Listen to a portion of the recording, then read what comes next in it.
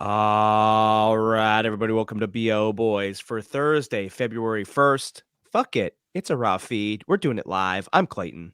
Yeah, I'm Pat. So, Clayton, today we've got a special episode. We've got a special guest. So, in a little bit, we'll be going to a conversation we had with Rob Harvilla, podcasting legend, host of 60 Songs That Explain the 90s. He's an author of that book. We're talking music biopics.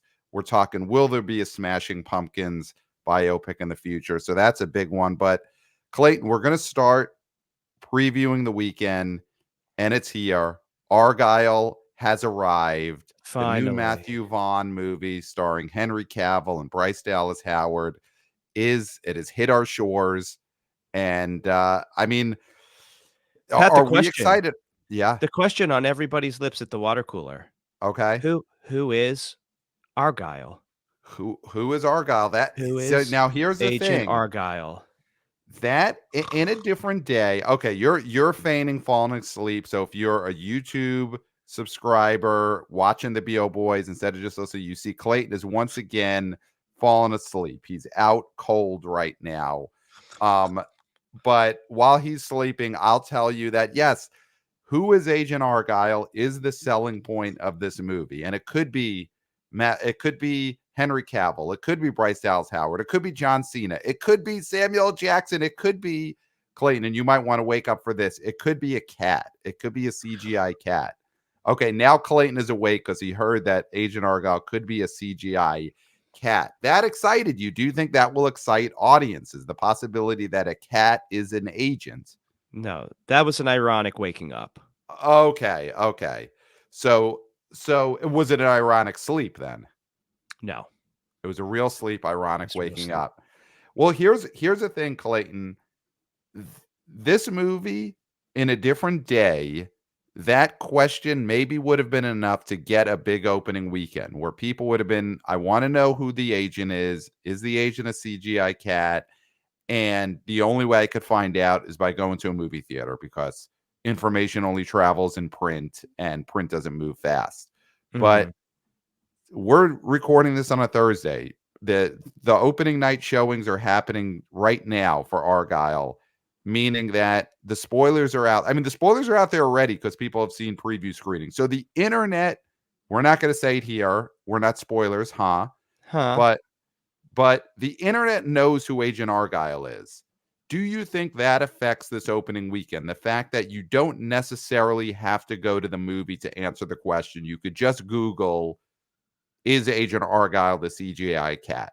Like you could find that out right now if you really wanted to. Yeah, but I would assume if they still did Google search term top 10s, which they used to do back in the day when Google was a novelty, Mm-hmm. what was the most Googled thing? What was the most searched thing on the internet? I'm sure they still do it. I doubt who is Agent Argyle will be in the top 1,000 Really? of searched things. Yes, absolutely. Okay. Well, here's something that I'll throw out there that could be Argyle related that makes the top 1,000 of Google searches. Is Taylor Swift Oh, Agent get Argyle? out of here. I Get mean, out of here. that's been a theory that I listen, that I think in this book there's an author who wrote, in this movie there's an author who wrote a book, and there's some people saying, did Taylor Swift write the book that's in the movie? And then That's there's been Taylor. debunked. It's been debunked. Do you think it's been debunked enough that Taylor Swift fans believe it and aren't going to go see this movie? Dude, I don't want to talk about that. I don't It's box care. office. It's a box office, No. aspect of No. this movie. You don't It's think not so? gonna happen. No. No. Okay, No. she's into cats. Of course she is. So then do you think there is a hook going into the opening week in this movie? If it's not Taylor Swift, if it's not people Googling who is Agent Argyle, if it's not the CGI cat, what is the hook? Is it just people want to see a spy action movie? No, because Is there people never something? wanna see a spy action movie unless it's James Bond. Well, I mean, the director Matthew Vaughn, he directed the Kingsman movies, Those aren't and necessarily spy. I guess they are well, spy movies. they're spy movies. They're spy action comedy. I mean, they are the same exact genre as this movie. Like this movie could have been called Kingsman : Argyle, Mhm. and I think it just no one would have batted an eye. So I he's basically making another Kingsman movie with a CGI cat. And those movies, the last one, The King's Man in December 21, didn't do well, opened to 5 million, but it was like a prequel. It didn't have Colin Firth. It was COVID December 2021. But those other movies opened to 36 million and 39 million. So there's an audience for these Kingsman movies. The thing is, this isn't a Kingsman movie, and I It was could have trying been. to I was trying to nail why I am coming into this movie disliking it, Yeah. just the concept of it. And I think it's 2 things. One of them, Scott Mendelson in his great Substack sort of nailed, is that this feels like a streaming movie, the sort of big Mm, budget, overstarred, like, action, film that you would see drop on Netflix that it right. gets in the A Red zeitgeist for Notice. a Red Notice, a Six Underground, Right. a Something with a Anna de Armas. yeah, yeah, something and that it's like, everybody got a huge paycheck and they're phoning it in, Mm, and that, I think, makes my stomach turn to see a streamo movie on the big screen. Not that I think all movies should go to the big screen first, but this feels right. like it was that sort of just, let's throw a lot of money at talents, quote unquote talents, and then have this movie that is just gonna be in the zeitgeist for an hour. The other thing about it is that there's, other than Dua Lipa, there's nobody cast in this movie that you couldn't have cast 10 years ago. That makes this feel very Okay. stale to me. It feels like a stale sort of, um, weird era throwback where this Okay. sort of movie could come out and do well, and I think it's Mm, way past its expiration date. That's how I okay. feel about this. Okay. Well, I mean, this is something that you kind of poo poo, but I throw out there once in a while. Is there just something to it's been a few weeks since we've had something big, and there's a certain amount of people who are always looking for an excuse to go to the movies, but they need something big. They don't just want to see the zone of interest. They want it with something that feels like a big release. Could Argyle benefit from just people want to go to the movies, and after 2-3 weeks of nothing, in a month where Night Swim and Mean Girls and Beekeeper are the biggest releases, Argyle at least feels like something the studio cares about. I mean, sure, but the level of increase because of that is so much more minimal than it used to be, because like Okay. I've always said when you say this, is that going to the theater is not the number one destination for people anymore. It is, they go to see something specific. They go to see Mean Girls if they want to see Mean Girls. They go to see, you know, Beekeeper if they want to see Beekeeper. They don't just wander to the mall and say, "Oh, whatever's playing, I'll see." And Argyle is a big movie, so I'll see it. That Right. The number of people who actually do that now is way, way smaller. So Right. yeah, of course it's going to give a little bit of an increase, but it's not going to be substantial. Right.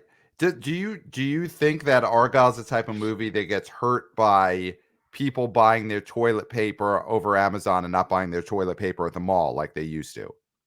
People used to go to the mall because they needed things on a day, fill up with toilet paper and cheap clothes, and then, oh, Argyle's playing 10 feet away. Let me go see it because it's a new movie. Yeah, sure. I mean, it's like we did our shopping. Let's throw the bags in the car. Right. Yeah, throw them in the trunk so people can't see what we bought. Right. Go have dinner at a TGI Fridays inside the mall, and then let's see what's playing. Right, right, right. I mean, Or that's a or just night. not That's a even leave night. the mall, just drag your bags of toilet paper and cheap clothes, like, it onto the seat next to you and watch Argyle. Yeah, you could do that, but if you have a car, you just put them in the trunk. Okay. Well, listen, I'm a New Yorker, we take public transport, so we're carrying our bags with us. Mhm. Yeah, I mean, I do think that audience has obviously dropped off, but there's some amount that people are gonna be like, I'm itching for a movie. Argyle's at least had a lot of commercials. It's something that there's something to be said for. They've aired a lot of commercials for this thing, and the trailer's been playing for 6 months. And so there's awareness. I do think this is at least a movie that has Oh, awareness in a way that Miller's Girl didn't have awareness last weekend. and one benefit is that it is an off weekend for the NFL. The Super Bowl is not this weekend. So, the NFL really, and we have to say, because we went on Mike last episode before the actual Mondays came out, where the Beekeeper actually was second and Mean It Girls was was second. number one. Yeah. Now, Brett from the New Flesh was saying via a text thread that I should get lashings for this, that I should Yes. get 40 lashings Yes, for on air being lashings. wrong about the Beekeeper Yeah. being number Well, one. because you predicted it to be number 1, and Yeah. then you thought it was number 1, but in fact, in the actuals, it was number 2. Yeah. So now I'm just going to throw it out there. If that is the case, that is setting a precedent. Yes, Where, it is. Where you 'cause- get lashings when you're wrong. Yes. Not just me. Everybody does. So you would get lashings. Brett Right. would get lashings because Right. he is part of the family. I think that's one of those things that it's a benefit, and also it's a double-edged sword, as they say. Right. Being as close to us as he is, I mean, he will get lashings if he's wrong about something. So, I Right. mean, Brett, I will take my lashings if you will take yours. That's all I'm saying. Okay, so I think this is a good thing then to carry through to the next episode, because Brett will listen to this, we'll communicate. And if he's like, go ahead and lash him and I'll take mine if I'm wrong, then maybe that's the new policy. Yeah. And that goes for future guests. So, Kirk Minahan comes on here, he makes his predictions. If he's wrong, he gets lashings, which I think would be great for his show. I think that's the type of thing he's probably looking to build into the Kirk Minahan show anyway. So, well, he could farm out his lashings to his producers, I think. Yes. I think that's fine. Yes. Well, he's got a 6 producer lineup. So I think producer number 5 or 6 could be the lashings getter. Yeah. So that works for him. But for us, it's got to be us and the guests. So yeah, we will see. So, but Clayton, again, just to sum that up, NFL not in progress this weekend. So that is a benefit for Argyle. Yes. Yeah. I mean, we'll see how much of a benefit it is. So I think what we're going to do now is we are going to toss to the interview that we had with the great Rob Harvilla, 60 Songs That Explain the 90s. We're talking the music movie business. It's a fascinating interview. This has been a guest we've been after for a long time, and it finally happened. Yep. And after that, we're going to come back. Clayton and I will be back here giving our top 5 predictions for the weekend of Friday, February 2nd. So now go listen to Rob Harvilla with us, and then we'll be back to give our weekend predictions. Clayton, we got a treat today. We are here with, this man is an author. He's a rock critic. He's a father. He's a husband. But most importantly, he is a podcaster.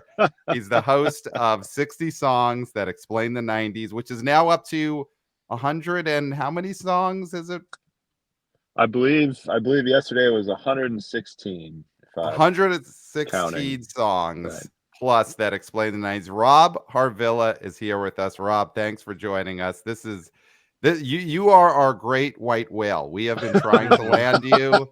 I'm sorry about that. A very arduous email thread that is entirely my fault, and I appreciate your patience. No, that is.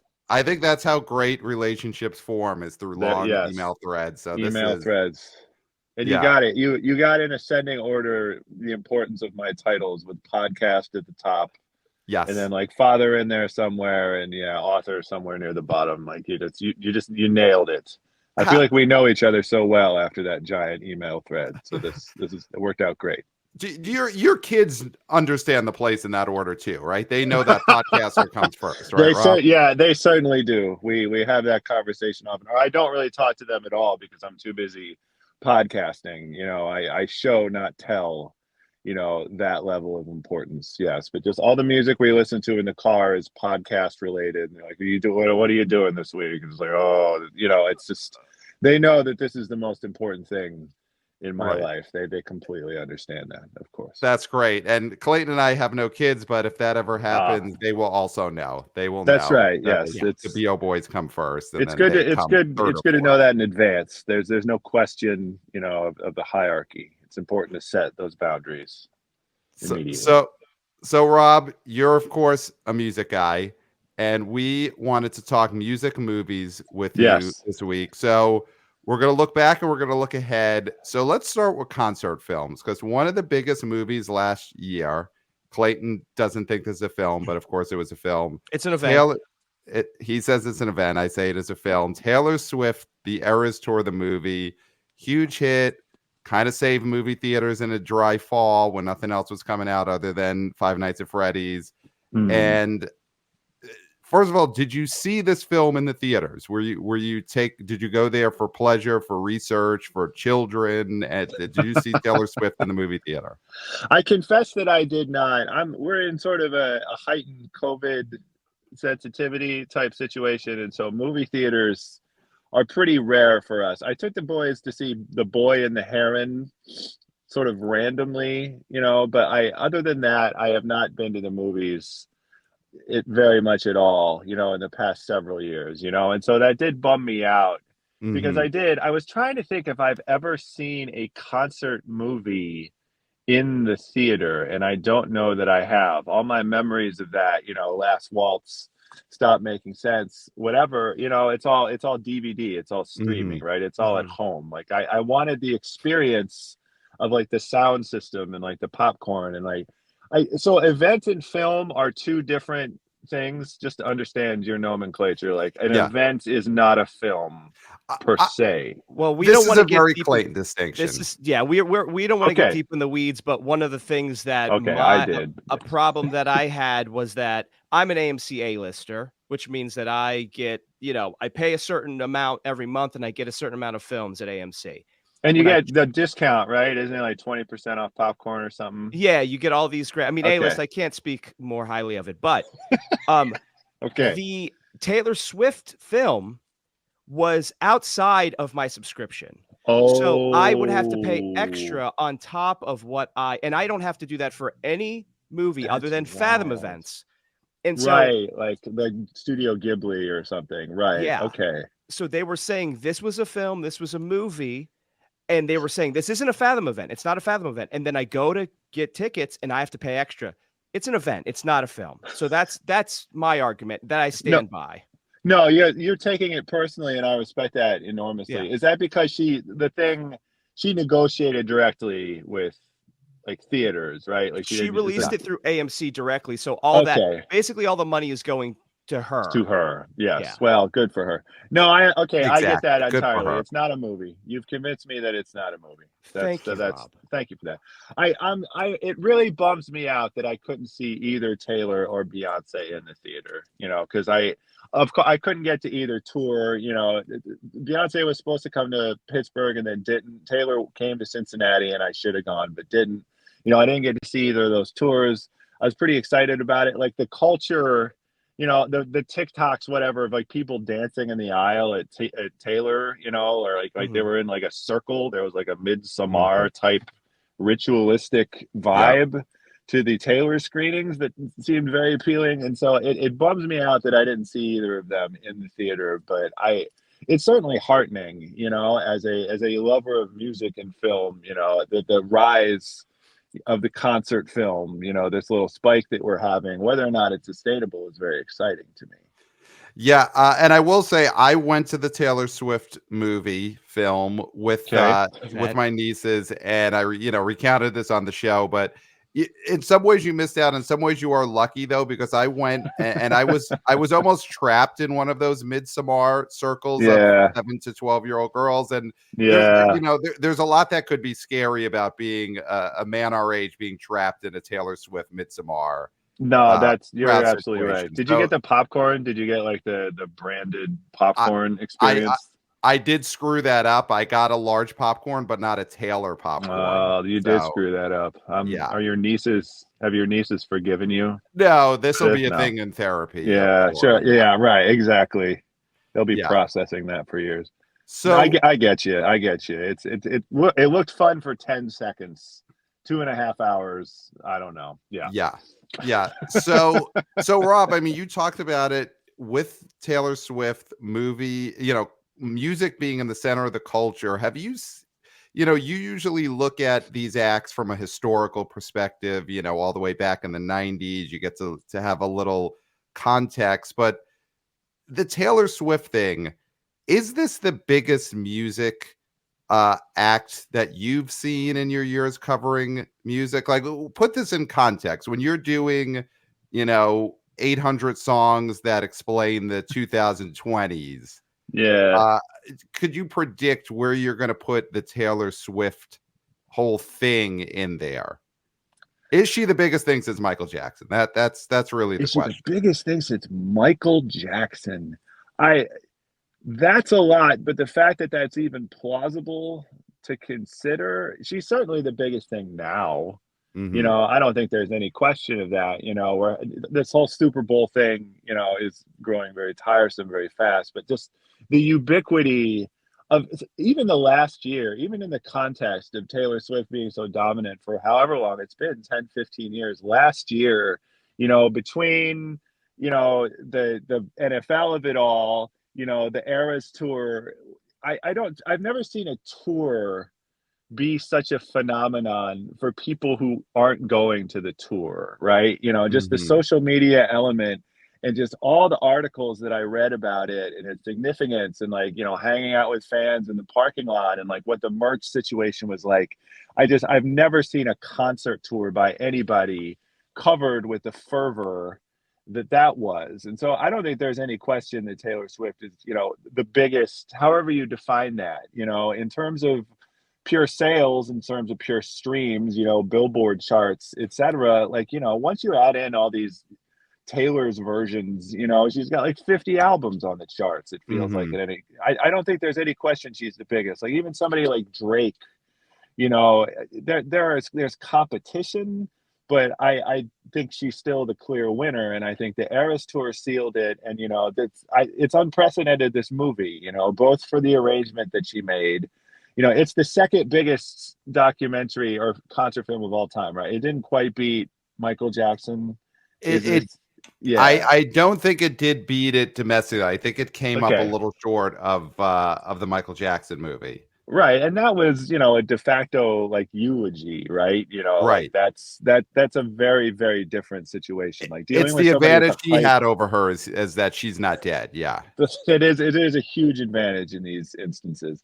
No, I don't. Since Michael Jackson, I'm gonna chew on for a while because I'm trying, man, I do think it might be true since Michael Jackson now. Even the biggest names that I can think of from the 90s, the early 2000s, there's plenty of huge people, but nothing on this scale, nothing at this level of saturation. Would you say, and this is the band, of course, I'd put up there, would you say she is bigger than the Strokes at this point?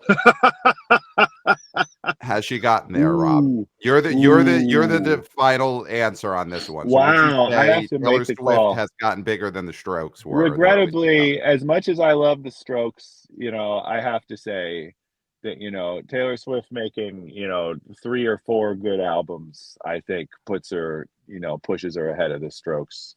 In All terms of right. media attention, there was a moment there, around 2001, 2002, where like maybe they were doing a little better. They Right, had a right. better year, but nah, I'm gonna have to give it to Taylor. Yeah. Okay, I'll give it their fall of 2003 was probably bigger than Taylor Swift's fall of 2003. We That's can agree on that. right. Okay. Okay, yeah. Whatever she was when she was 10 or whatever. I can't Yeah. do the math that fast, but yeah. Yeah. So, do you think you mentioned Drake. I don't know if Drake tomorrow comes out with a concert film, could it challenge Taylor Swift? Are there any acts right now that you think, Beyonce tried it in December and the movie did well, but it obviously didn't come anywhere near Taylor numbers. Is there anyone out there now who they get a concert film in theaters next year? Maybe it doesn't do Taylor numbers, but it could still be, make 100 million, galvanize the current audience. Who is that?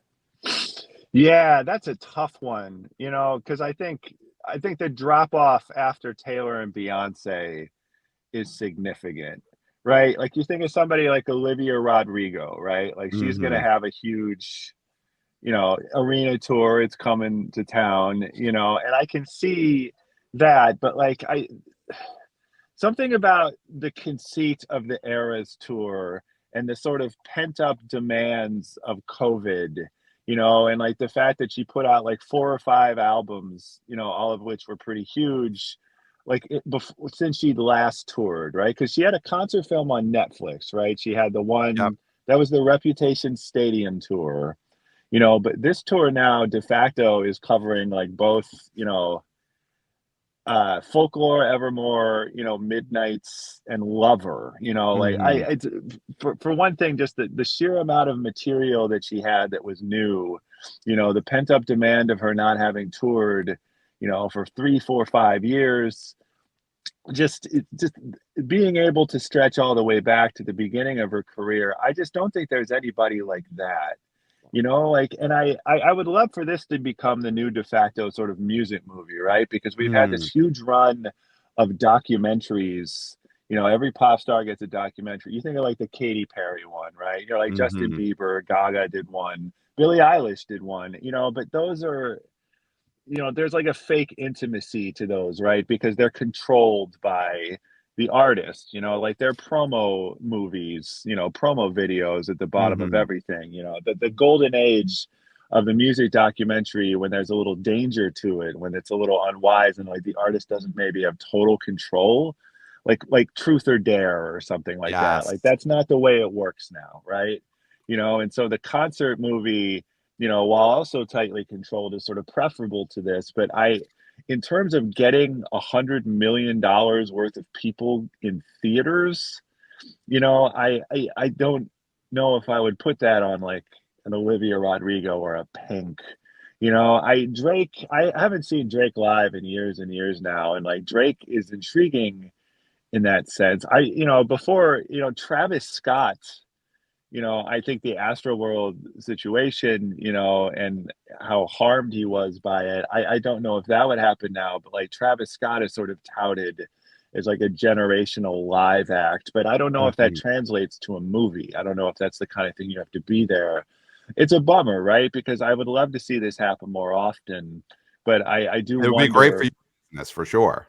Yeah, I do wonder if Taylor and Beyonce, the Renaissance tour, like just the love that people have for Beyonce and for that album in particular, and just the meticulousness that she brings to something like this, like the Homecoming, the Coachella documentary, like that's the gold standard, in Mhm. concert movies, in my lifetime, right? Like I put that up there with Talking Heads, with The Last Waltz. There's nobody I'd rather see do this, but I don't know if there's anybody else current who brings the artistry to it that Beyonce would, or brings like the sheer scale that Taylor would. Can you think of anybody? Like, is there anybody possible? Well, Clayton, I think you've had one that we've talked about.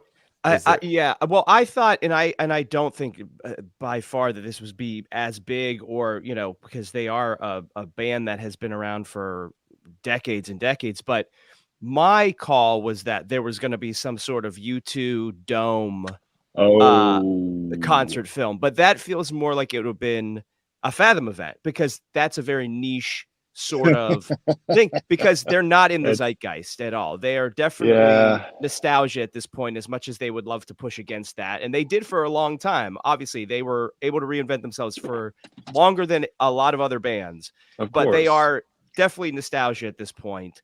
And so, but yeah. the dome aspect, the not being able to get the tickets, because that was my big thing about the the Taylor Swift movie, is that people couldn't get tickets to it.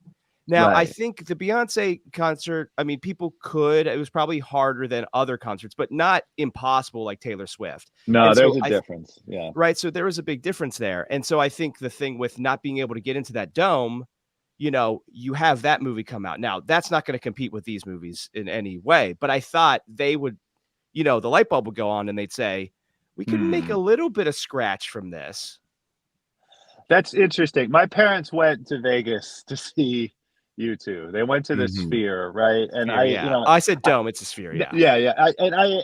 I don't get the sense that you can replicate that experience with a movie. Mhm. right? You know, and the other thing is like everyone who went to it was like, oh, they sounded great, but every video that I saw of that, like the screen was dwarfing the band, right? The Mhm. visuals were dwarfing the music, and I was like listening to Bono, and Bono was like a little shaky.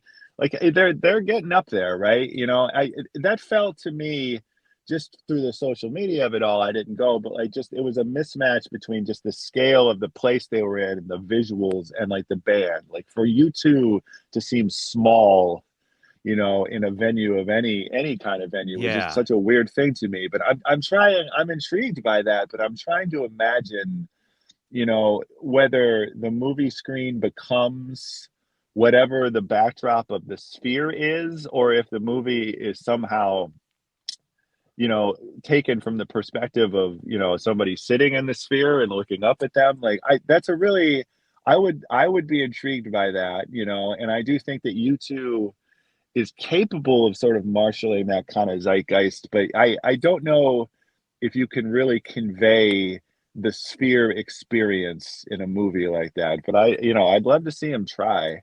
Yeah, I'm into it that. If sounds you like a think horror film in some ways. The way you describe Bono, he sound terrified of, and horror films are big. So if you combine horror film plus concert film, maybe Ooh, there's see, something here we there. go. well, if It's you it's shot it like that U2's like Thriller or something. Yeah, okay. Hmm. All right. if you shot it like that Beastie Boys documentary where all the fans shot the Uh documentary, I and then fucking you shoot shot from that. different Yeah. seats and stuff, I mean, that but I like that. I like that. the major negative on this one is no Larry. So, That as is of a now, no huge Larry. negative. That's a huge negative. That's a bummer. That really bummed me out. I agree. Yeah. So let's move into music biopics, because I mean Hmm. those are always there. They never go away. And we got one coming out in a few weeks. We got a Bob Marley music biopic, One Yeah. Love. Have you seen this trailer yet? Have you I seen have. it? I have. Yeah. So It what do feels you like think of the trailer, NFL Rob? games.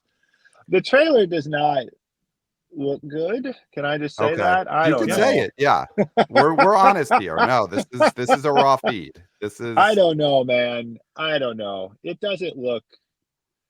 looks okay, but like yeah, it seems I'm not getting a good vibe off it, you know, and what little sort of chatter I see about it. People are like, I don't know. You know, like a Bob Marley biopic in February, you know, I would love for it to be good, you know, like the Bob Marley documentary was obviously so wonderful. You know, I've watched a bunch of those, right? Like there's plenty there. Like the is it Marlon James, the book, like he did like a Bob Marley sort of assassination novel, you know, like mhm. there's plenty of material, you know, and drama in addition to the music, of course, but it just looks very, it just looks like a Netflix movie, right? That just happens to not be on Netflix, Yep.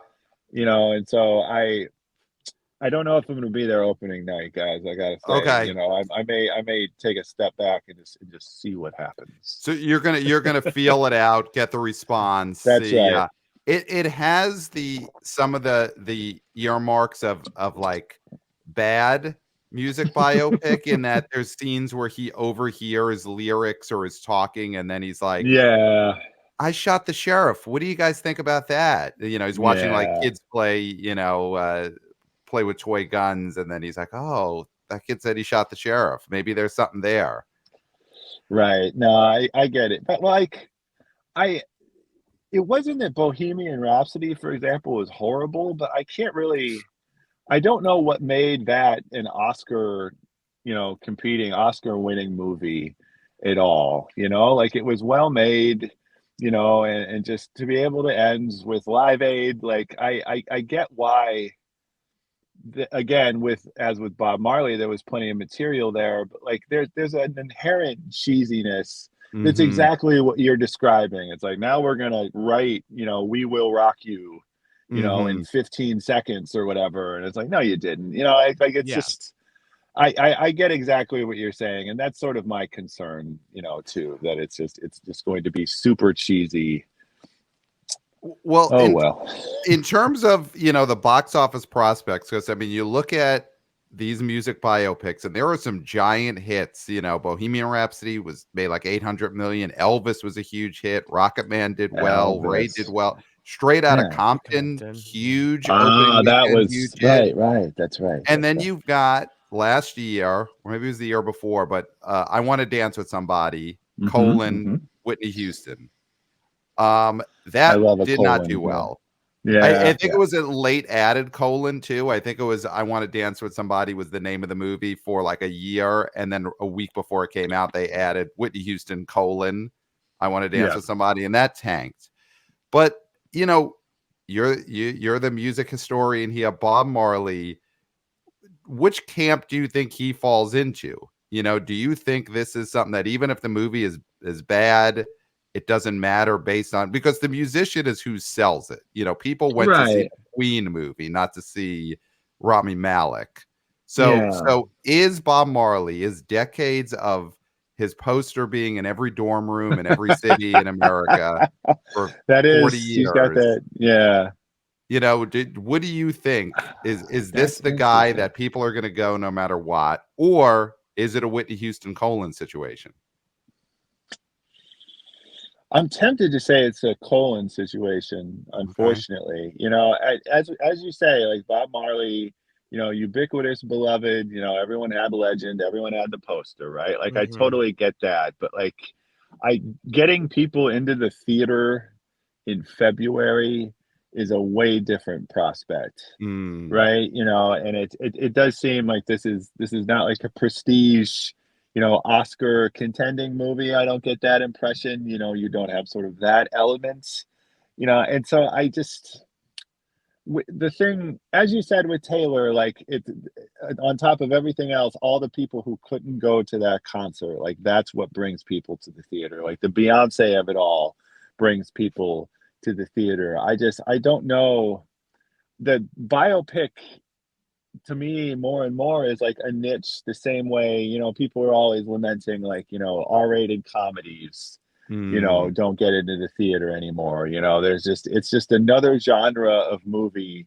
that, mostly now will be relegated, to just Netflix or Hulu or whatever, right? Like it's just people don't go to the theater necessarily for this experience. I don't think we're gonna have people singing like Three Little Birds in the aisle or whatever.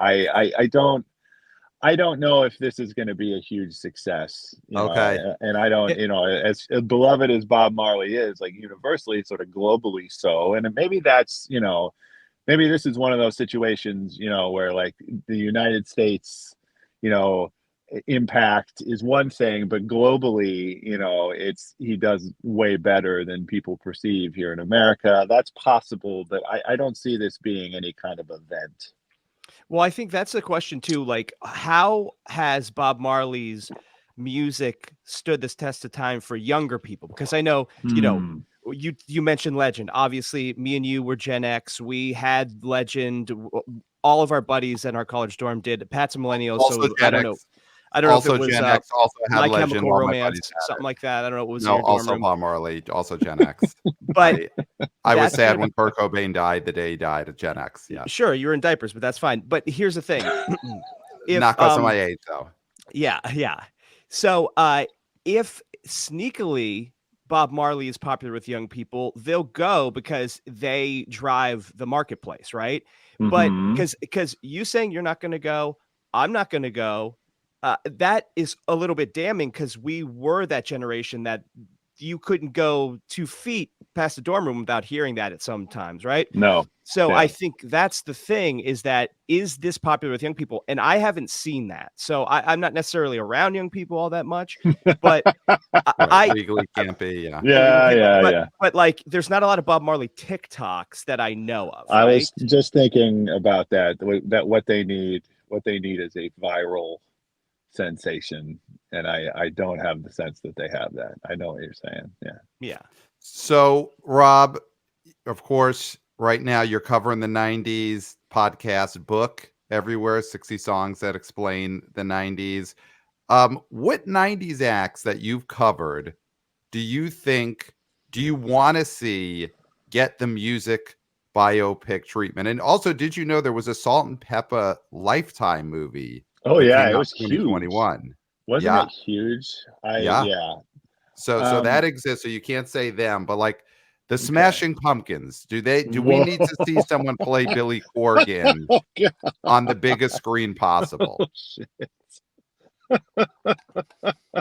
I That mean, that does have potential. That is a potential Oscar-winning role. right. Which ones are the the Oscar bait ones and which ones are the the blockbusters? So the playing the Billy Corgan, that's the best grouchiest. actor. Okay. Yes. Yes. Yes. I I regretted it as soon as it popped into my head, but Aaliyah, I don't know Mhm. how. Ugh, I don't know. Right. There. Ugh. It's so terrible. Yeah, It's there's so terrible is yeah. right. There's such beautiful aspects to it, and there's such terrible aspects to it. And so I don't want it. Forget it. I don't want to say that. No. What about here's what I'll throw out there as this is a few artists. Is there a movie about the making of the first Lilith Fair? That's very interesting. I can totally see that. It was the Vanity Fair. Jessica Hopper did it. The oral history. Like, there's a lot of great material there. I can totally see that. I can Right. And all totally the see. behind the scenes machinations, booking the Yeah. venues, Yeah. Yes, totally. I can see that. Like the Britney Spears thing is Mm. inevitable on a long enough timeline. That Certainly. feels more like a prestige fake Yeah. prestige 8-part series that we all get sick of in episode 4. Yeah. There we go. Yes, that could very well happen. Like Nirvana, we've sort of flirted with it Hmm. at times. There was that movie where was it Michael Shannon like is playing like clearly a Kurt Cobain analog, but it's not really him. It's like Last Days, I Oh, think. Michael Pitt. It was Michael Sorry, Pitt. but thank you, Yeah, Michael yeah, yeah. Shannon. Okay, Michael Pitt. Yeah. Somebody will take a shot at Nirvana, one of Yeah. these days for sure.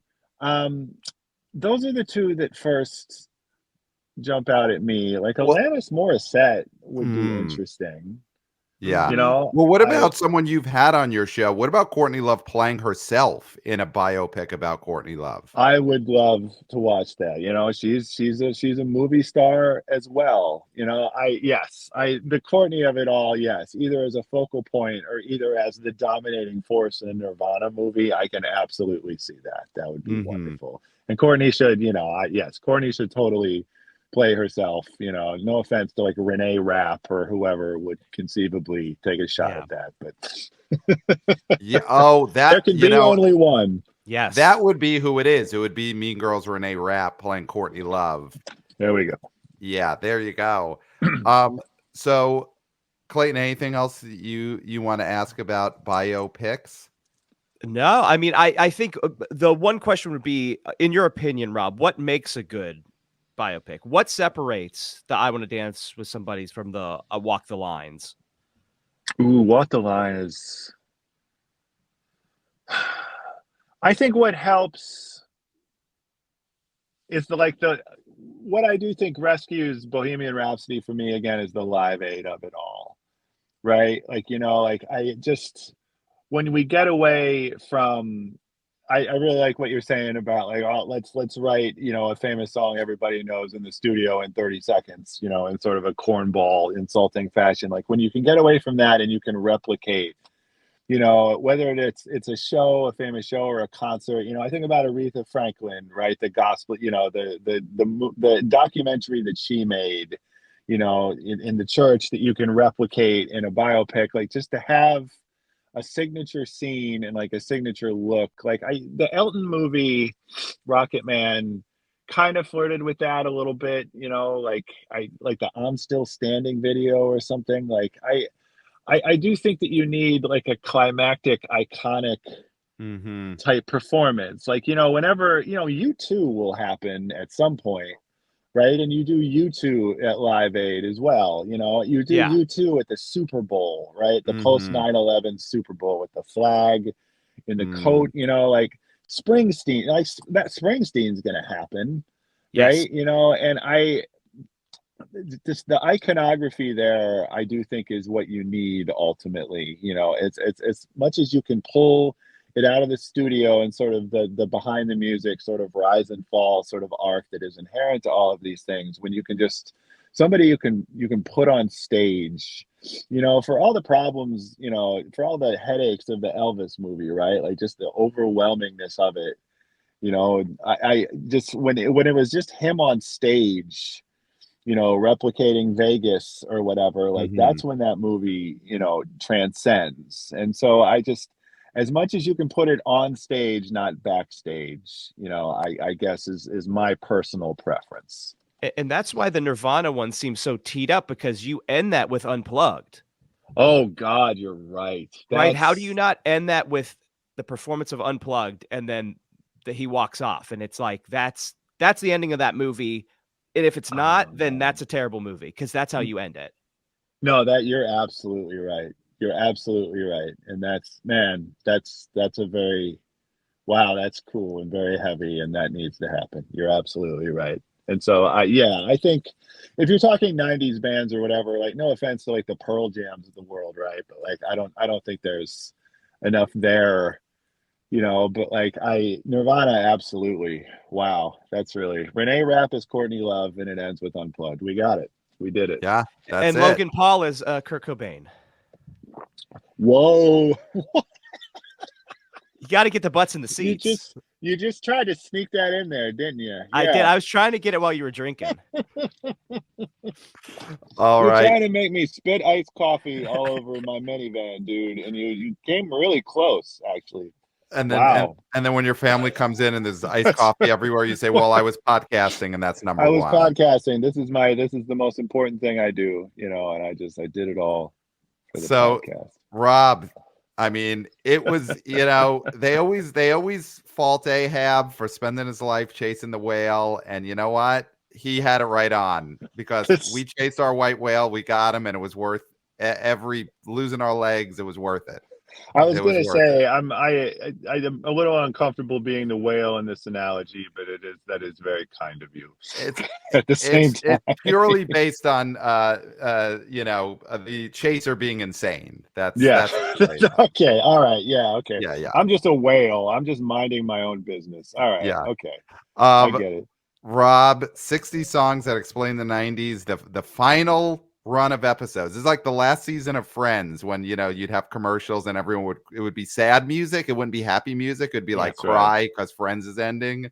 That's Mhm. how we feel when we know we're in that last run of 60 songs episodes. I don't know what I'm gonna cook to when this is over. So hopefully we're moving to the 2000s, and I get my 5 episode stroke series out of it. So Oh, okay. You really want the just straw. It's an just honor to throwing soundtrack your cooking. That means a lot to me, truly. you're soundtracking the cooking Yeah. of a generation right now. So thank you, Rob. Yes. Everyone pick up the book. And as soon as we end this recording, I'm going to ask you one thing, Rob, that won't be on the record, because I have a guess as to who will be the final episode. Yeah. So we're We gonna have this game. Oh, Me and Pat have this game of who you're going to cover, what's left. all yeah. right. Um, Okay. So I this have is an not out for of the left field audience. guess that the frogs are going to get in there, but I assume it's probably not Wow. going to happen. That's very far out of left field, but anything is possible. All right, and we're back, Clayton. Thanks again to Rob Harvilla, 60 songs that explain the 90s. And we're not going to say it on air, but after we stop recording, we both guessed who we thought would be the final episode of his show, which is coming to an end. And my guess is a possibility. That's what I was told. So we'll end it there. But if his show ends on my prediction, huge win for Pat of the BO Boys. Huge Oh, win. absolutely. Absolutely. And I do want to make one clarification. We were talking about the box office grosses in that interview of Taylor Swift The Eras Tour versus Michael Jackson's This Is It. And as of right now, they are basically tied worldwide in box office. They both at around $261 million worldwide, and basically have flipped where they made their money. Taylor Swift made all her money, made 180 something million dollars domestic, whereas Michael Jackson's movie made 189 million international. And in Mhm. the end, basically both the same worldwide number, showing that Worldwide, it's still Michael Jackson is the king of the pop. Yeah. So let's get into it, Clayton. Now, our top 5 predictions for the weekend of Friday, February 2nd. So, would you like to go first or second? Do you want to be a beekeeper or a Mean Girls right now? How dare you? In the actuals. How dare you? I will be. I don't want to be Mean Girls. I'll be Beekeeper. I gotta be Beekeeper. Okay, so you're gonna go second then. Okay. Yes. All right. So number 1, Argyle. And I think people are just looking to go to a movie. This could fall off a cliff after next weekend, but I'm going 28 million on this one. 28 I'm million going is high end. crazy. I'm going high end. I think CGI Cat has a lot more draw than you're giving it credit for. Those Kingsman movies made 35, 36. I'm going 28. Oh my Here's God, a you're movie though, crazy. Clayton. We didn't talk about this. The Chosen. The Chosen. Nah, You don't think it matters? No, it doesn't matter. It's lost so much momentum at this All right. point. Well, then I'm going to go number 2. I think this will be the week because I think Argyle takes a little bit, even though it's an action movie, I think Argyle takes a little bit more out of Mean Girls than it does The Beekeeper. So I think number 2 is The Beekeeper. Number 3 is Mean Girls. Number 4, I think, is going to be Wonka. And number 5, Anyone But You. That's where I'm going, my top 5. Wow. Okay. Argyle. Yeah. Number 1. Yeah. $15 million. Wow. I love it. I love it. You're going bomb. You're going bomb. Yeah. I hope the lashings are enacted for your $28 million. You know how much higher than the tracking that is? That's $5 million more than it's tracking at. I think this thing's going to go over its tracking? That is. I believe in the CGI Cat. Yeah. That's ridiculous. Number 2 is going to be Mean Girls. Okay. Number 3, I'm going Beekeeper. Okay. Number 4, I'm going Wonka. Number 5, I'm going Migration. Oh, the rats need wow. their cheese. Anyone But You is going to have the big rebound when they add the 3 minutes of, 4 minutes. assuming, 4 minutes. Hardcore. 4 minutes of hardcore sex. Yeah. That's where the bump's going to happen. It's going to Yes. stay steady, but this bump isn't going to happen till we see the actual bumping of uglies. Okay. I mean, I love it. So you have Anyone But You falling out of the top 5, where it's been in that top 5 for a while. Yeah. But yeah, they've got that in their back pocket. They've got hardcore sex in their back pocket. So I think people are going to be waiting because the people who are going to see this movie know that that's something that's going to happen. Yeah. Yeah. All right. I mean, I'm so interested in this Argyle number because 15 million, you're calling a pretty big bomb for this movie. I mean, opening weekend, which listen, could happen. It definitely could happen, but that's you're going like full out. This is a disaster. That's the bottom of the tracking is $15 million. It's 15 to 23. Your 28 is sort of lunatic speak. Yeah. Well, we'll see. We will see. Okay. So of course, email us, theboboyspodcast@gmail.com. We love getting your emails.